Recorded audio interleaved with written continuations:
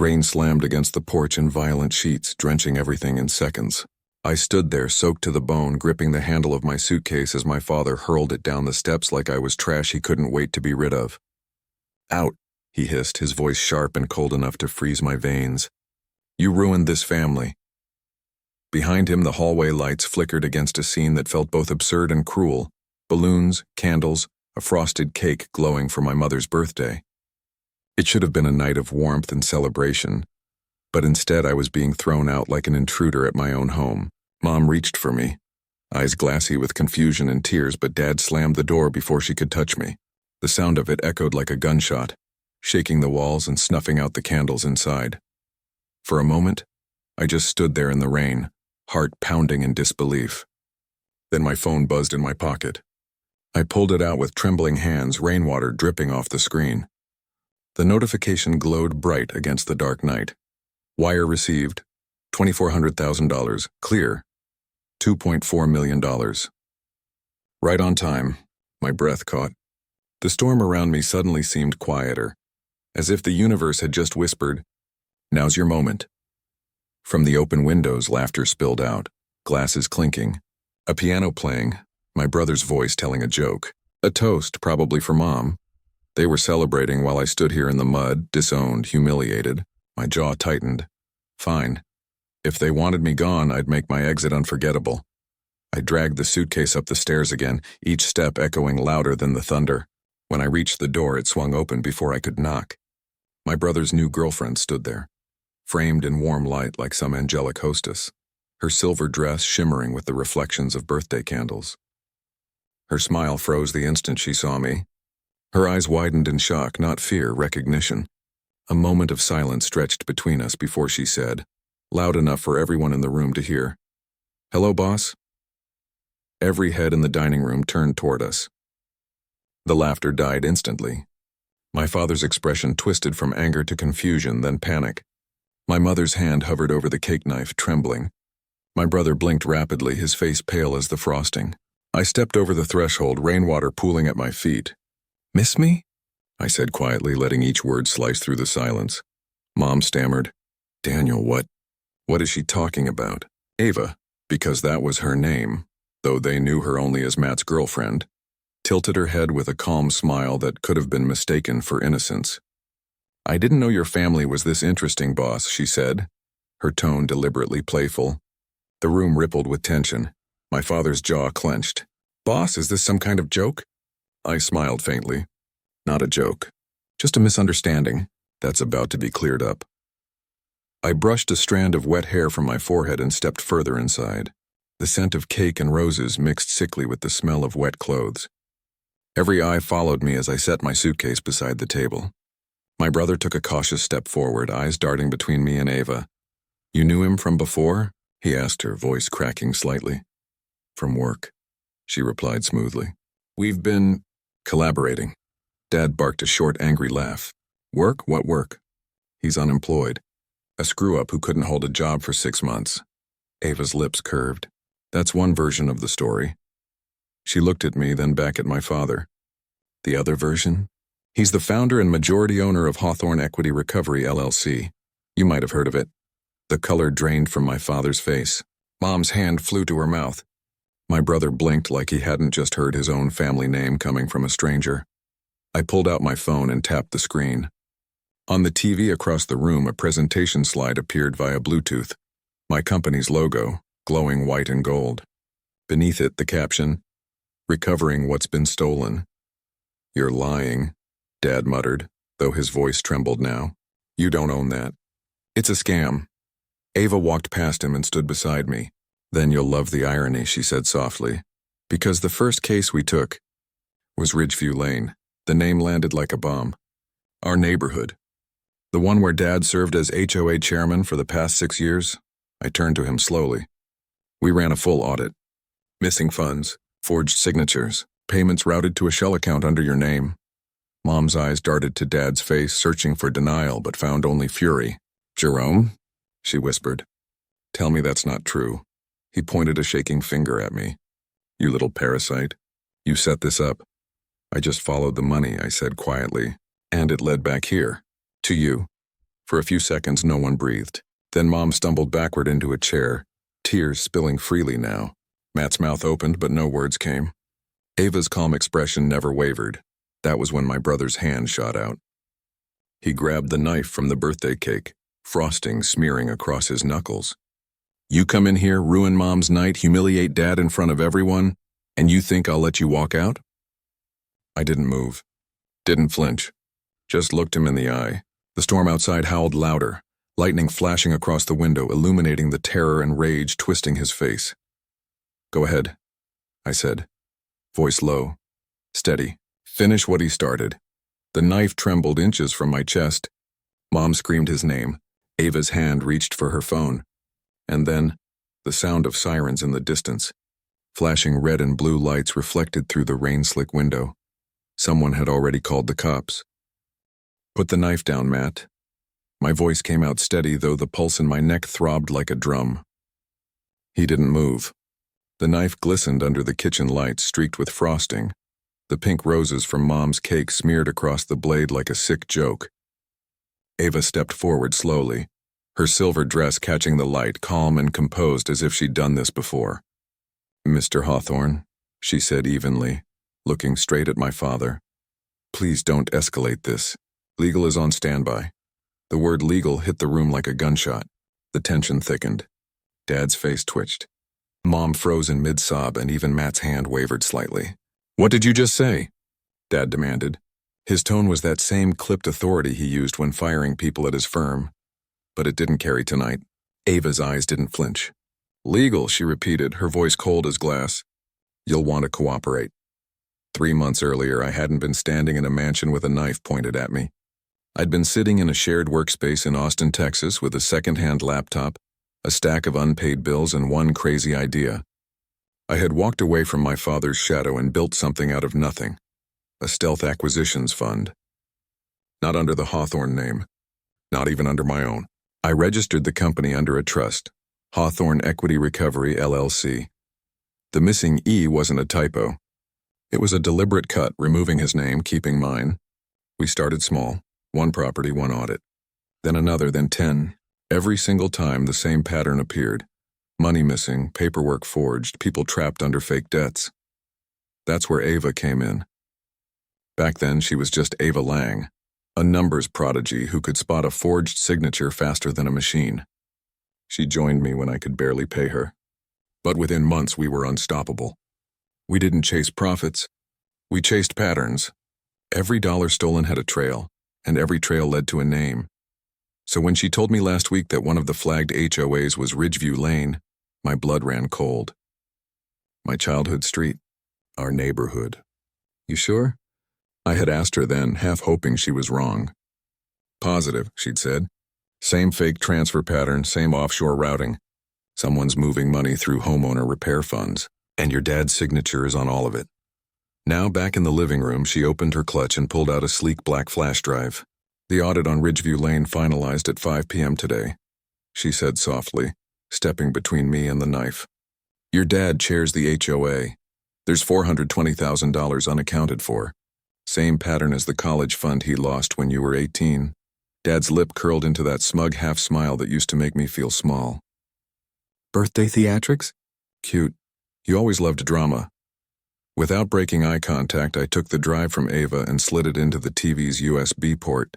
The screen flickered, then displayed a spreadsheet full of numbers and account IDs. Beneath it, a single audio file appeared, Ridgeview Home Meeting MP3.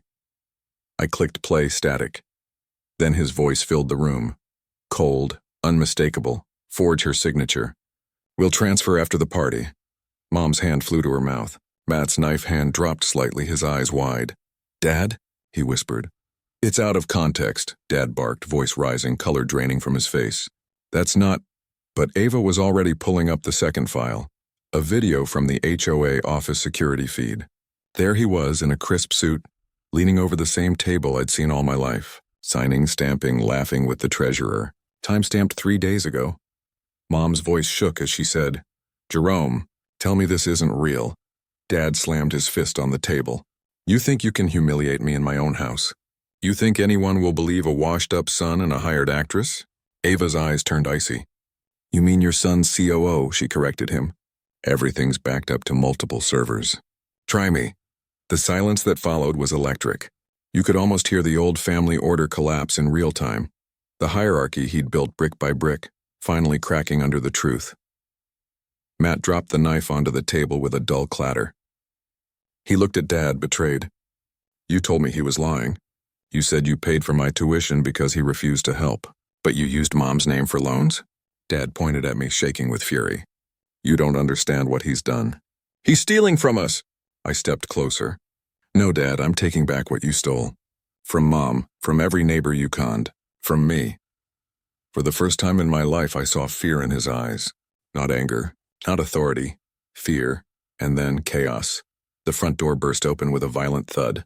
Red and blue lights flashed through the rain, painting the walls in stripes of color. Sirens blared outside, loud and unrelenting. 2 officers stepped in, hands near their holsters but calm. We got a call about a domestic disturbance, one said. His eyes flicked between the cake knife, the TV screen, and the frozen faces in the room. Dad straightened, forcing a businessman's smile. Officers, this is a misunderstanding. A family argument that got out of hand. Really? Ava said sharply. Because the argument includes wire fraud, forged documents, and theft of HOA funds. The older officer's gaze hardened.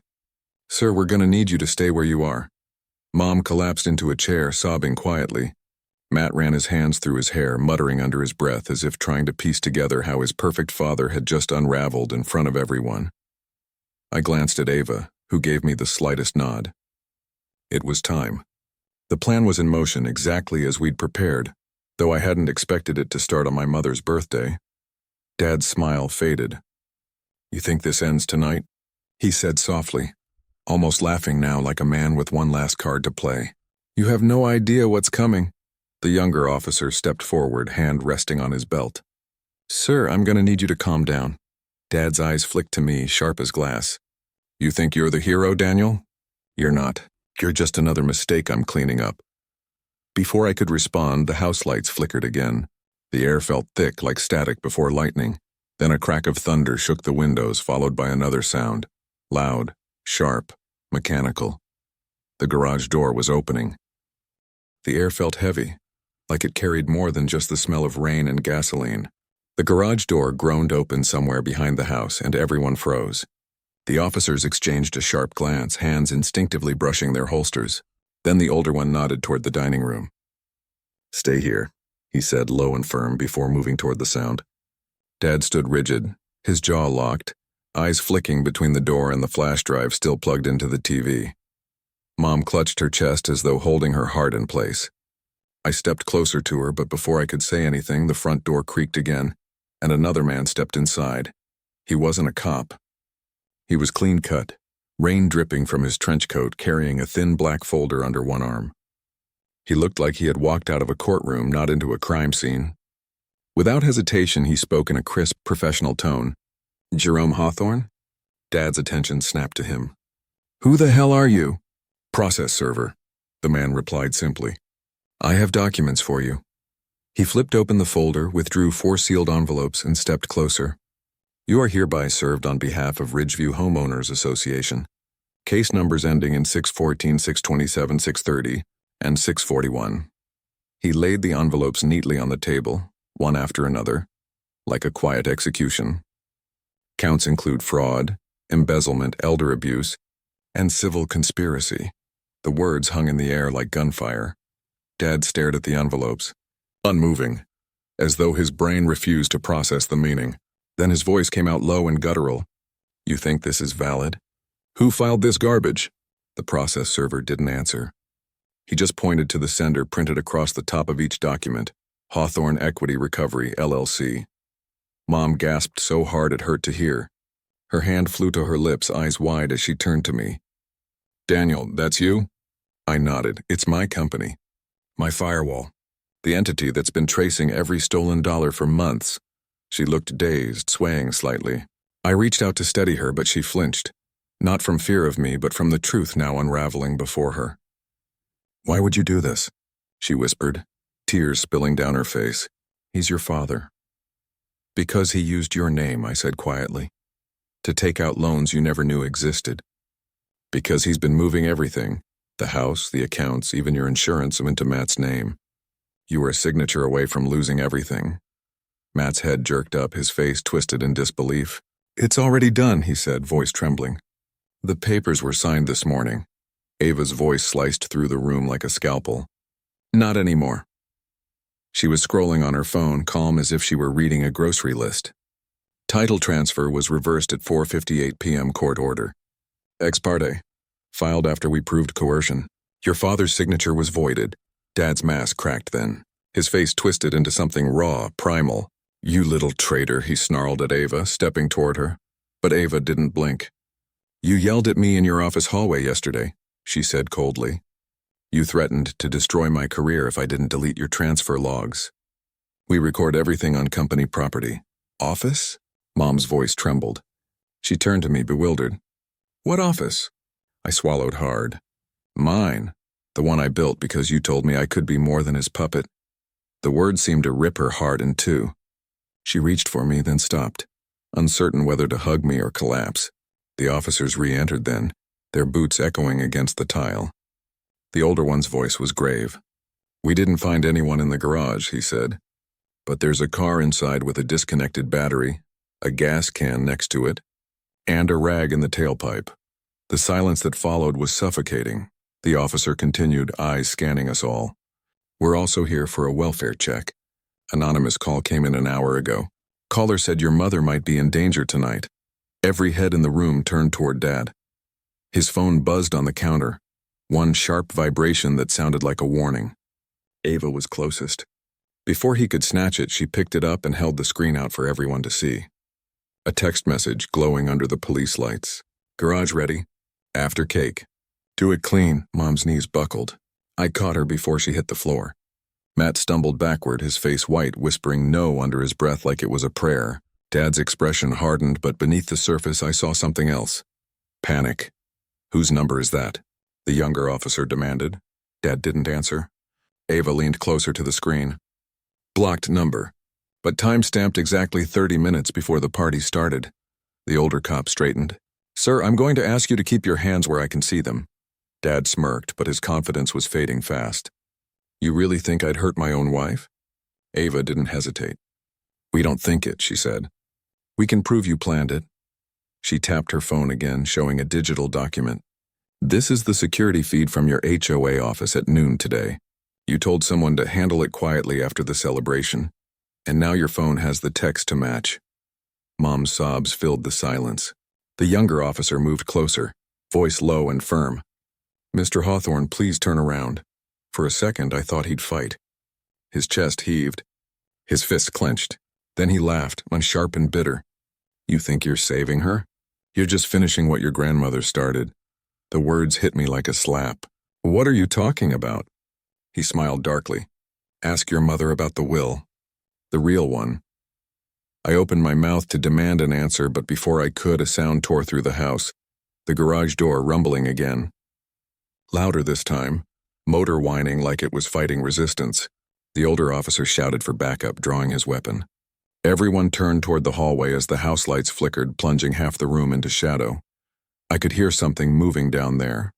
A shuffle, a metallic clang. Ava's eyes widened. There's someone in there, she said. The officer raised his flashlight. Stay back. The garage door slammed shut with a thunderous bang. And in the sudden silence that followed, the last thing we heard was a muffled voice, distant but unmistakable, calling my name. The voice from the garage sliced through the house like a knife. For one paralyzing second, no one moved. The officers drew their guns, their flashlights cutting white beams across the dark hallway. Mom's breathing turned ragged, each inhale sharp and desperate. I could hear the hum of the automatic door motor still grinding, struggling against its track. And beneath it, that voice again, trembling but unmistakable. Daniel? It's me. Every instinct screamed to run, but curiosity dragged me forward. I brushed past the officers and moved toward the garage, the air growing colder with every step. Ava followed close behind, phone out, recording. The metallic scent of gasoline hit before I even reached the door. One of the officers called out, "Stay back!" But I pushed through the half-open entry anyway. The moment I stepped inside, the smell was suffocating. Oil, rubber, and something darker, chemical and heavy. The flickering overhead bulb cast a weak circle of light over the car. Mom's birthday banner from earlier hung crookedly across the doorway, its edges fluttering in the draft like a warning. The sedan sat motionless, battery cables unplugged, gas can resting near the tire, and a rag jammed deep into the tailpipe. It wasn't just a mess. It was a setup. A silent, methodical plan to make murder look like an accident. Mom stumbled in behind me, her hand clamped over her mouth. "Dear God," she whispered. Who would plan this?" Ava raised her phone and pulled up the neighbor's ring feed, one she'd accessed through our investigation earlier in the day. She pressed play and the screen illuminated her face with ghostly light. There it was in the grainy black and white footage. Dad just hours ago rolling a red gas can out of his trunk, and behind him Matt carrying a bundle of rags. The timestamp in the corner read 2:14 p.m., 3 hours before the party started. The footage zoomed in as Dad pointed toward the garage, mouthing words we didn't need to hear. Matt hesitated, glancing nervously around before following him inside. Then the video cut off. Matt's voice broke the silence, shaking uncontrollably. He said it was a prop for the new generator. I didn't know. Ava's eyes darted to him sharp. "You helped set this up, didn't you?" Matt took a step back, palms raised. "No!" He told me Mom signed everything over. He said she was stressed and after tonight she'd finally rest. I thought he meant rest from the lawyers, not... He trailed off, face crumpling. "He said you'd sign the reversal if you went to sleep first." "Sleep?" Mom repeated, voice trembling. She stared at him as though seeing her own child for the first time. "He used that word?" Matt nodded, tears welling in his eyes. That was it, the final confirmation. My father had planned to kill her, make it look like an accident, then walk away clean with everything in his name. I turned toward the corner where he'd been standing seconds earlier. "Jerome Hawthorne," I said, my voice shaking with rage. "You are under..." But before I could finish, the side door slammed open. Dad bolted into the rain, his coat flaring behind him like a shadow breaking free. "Stop!" the officers shouted, giving chase. I followed instinctively, my shoes sliding across the wet concrete as I burst into the storm. Cold rain hit my face like shards of glass. The flashing red and blue lights from the police cars bounced off the puddles, painting the street in chaos. He was already halfway down the driveway when another car screeched to a halt across the street. Tires squealed, headlights slicing through the storm. The driver's door flew open and a woman stumbled out. Blonde, drenched, her mascara streaked down her cheeks. I recognized her instantly. The HOA treasurer, the woman who had laughed a little too long at Dad's jokes during neighborhood meetings. "Jerome," she screamed, her voice cracking. "You promised you'd leave them tonight. You promised after we wired the last 50,000. Every head turned. Dad froze mid-stride, eyes wide for a split second before he masked it with fury. Mom's face went blank, her shoulders squaring with a slow, deadly calm. "You used my name to pay your mistress?" she asked. The quiet in her voice was more dangerous than any scream. Dad opened his mouth, but no sound came out. The sirens grew louder as more squad cars pulled up, their lights flashing like judgment itself. Neighbors began to gather, faces peeking from behind curtains and front doors, phones recording. America's favorite pastime, watching someone else's world burn. The officers closed in, surrounding Dad as he raised his hands, palms out. But even cornered, he smirked. "You think you've won?" he sneered, voice rising above the storm. "You're not even my son." The words cut through me like lightning. My breath caught in my throat. "What did you just say?" Matt turned to him, stunned. "Dad, what are you talking about?" Dad laughed him a hollow, broken sound. "Tell him, Matt," he said, eyes gleaming. "Tell your brother who he really is." Matt shook his head. "What are you—" "Check your birth certificate, Daniel," Dad shouted, his voice wild now, unhinged. "Then check the safe." Every neighbor gasped as the officers pushed him toward the squad car. He didn't resist, just kept laughing, soaked, deranged, shouting the same words over and over. "The safe. The truth's in the safe." Mom clutched my arm, trembling. "Daniel, what does he mean?" I couldn't answer. My mind was spinning too fast. The safe, the one in his office. The one he told everyone was for insurance documents. Ava's voice broke through the rain. "We need to see what's in there now." The officers nodded, one of them already calling for a warrant. I watched as they shoved my father into the back of the cruiser, still laughing, still screaming about the truth. The car door slammed, muffling his voice but not silencing it. Mom collapsed against me, sobbing into my chest. I held her, staring at the house. The same house I'd once called home, now a battlefield of lies and betrayal. The rain softened for a moment, almost mercifully, before thunder rolled again across the sky. I looked at Ava, and she met my eyes with a silent understanding. Whatever was in that safe would change everything, and I wasn't sure I was ready for what I'd find. The rain hadn't stopped by morning, but the storm inside that house was finally quiet. The flashing red and blue lights had faded, replaced by the dull orange glow of sunrise pushing through the mist. What remained was silence, the kind that only follows chaos. I stood in the hallway, staring at the wall safe Dad had always kept locked. For years he'd told us it held insurance papers and tax documents, but now I knew it held something far heavier: truth. The locksmith arrived under police escort, tools clinking softly in his bag. The older officer nodded at me. "You're sure you want to do this yourself?" he asked. I looked him in the eye. "Yes, I need to see what's inside." The locksmith worked quickly, his gloved fingers steady, each metallic click echoing through the house. With one final twist, the hinge gave way and the door swung open with a soft groan. Inside were bonds, sealed envelopes, and a stack of old photographs, the kind printed on fading Polaroid film. And resting neatly at the back was a single envelope marked Daniel, written in my mother's unmistakable handwriting. My heart stuttered. Mom stepped forward, her hands trembling as she reached for it. For a long moment, she just stared at the envelope, lips quivering. Then she tore it open.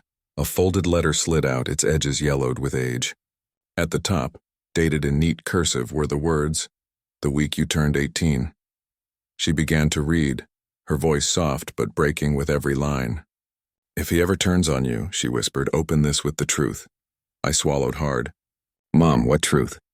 Her eyes filled with tears as she looked at me. Tears not of fear this time, but of something deeper. Relief, maybe. Guilt. "It's about who you are," she said, barely audible. "Who you really are." The letter told a story that shattered everything I thought I knew. I wasn't Dad's biological son. I was Evelyn's contingency, my grandmother's last safeguard against her own son's greed. Years ago, Grandma Evelyn had seen what my father was becoming. She had quietly built a trust, a contingency plan that could only activate if her suspicions proved true.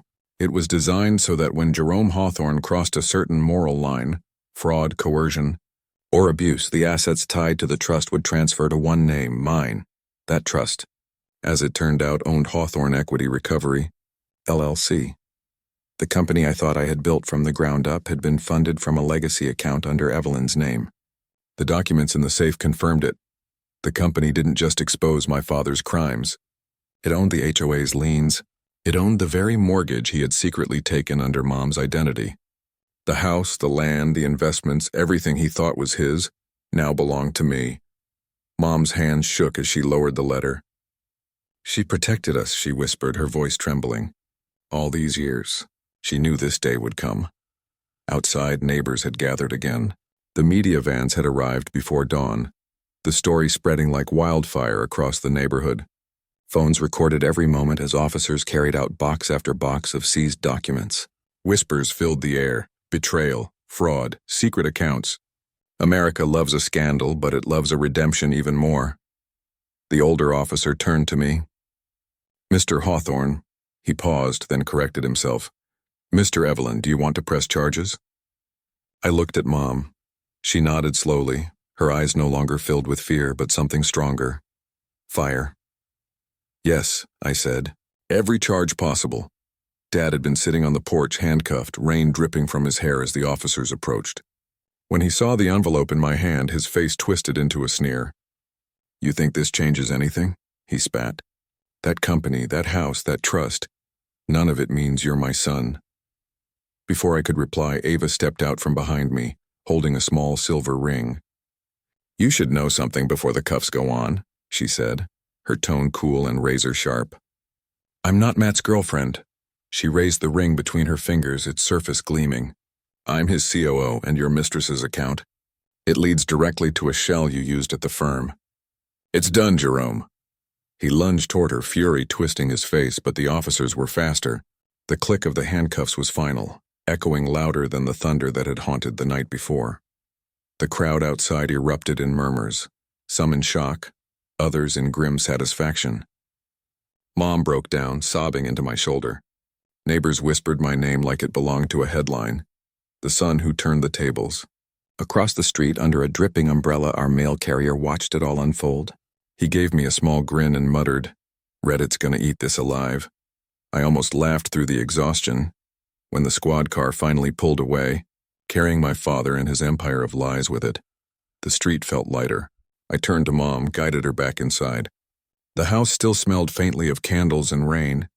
The birthday cake sat untouched on the table, its candles drooping. Rivers of wax hardened in mid-fall. "Make a wish," I said quietly. Mom closed her eyes, inhaled shakily, and blew out the remaining candles. At that exact moment, the power flickered, then surged back on. Every light in the house blazing bright, washing the shadows away. I turned to Ava. Exhaustion replaced by something else. Resolve. "Ready for phase 2? I asked. She smiled, slipping the ring onto her finger. "Always, boss." The rain eased to a whisper outside. I sat down, scrolling through my phone, and that's when I saw it. An unread voicemail. The timestamp this morning. The sender, Grandma Evelyn. My pulse quickened. I hadn't heard her voice in over a decade. I pressed play. "Daniel." Her voice came through, calm and deliberate. "If you're hearing this, everything is in motion. If he kicked you out today, that means the board vote passed. I've been in witness protection all these years. It's time for you to take your seat, and the last name that's yours." The message ended, leaving a ringing silence behind. I looked at Mom. She met my gaze with a mix of disbelief and hope. Outside, the first rays of sunlight broke through the storm clouds, painting the wet pavement gold. The street that once felt cursed now looked almost holy. I took a breath, thumb hovering over the phone screen, and pressed call back. Everything, the betrayal, the storm, the truth, had led to this moment. The call that would change everything,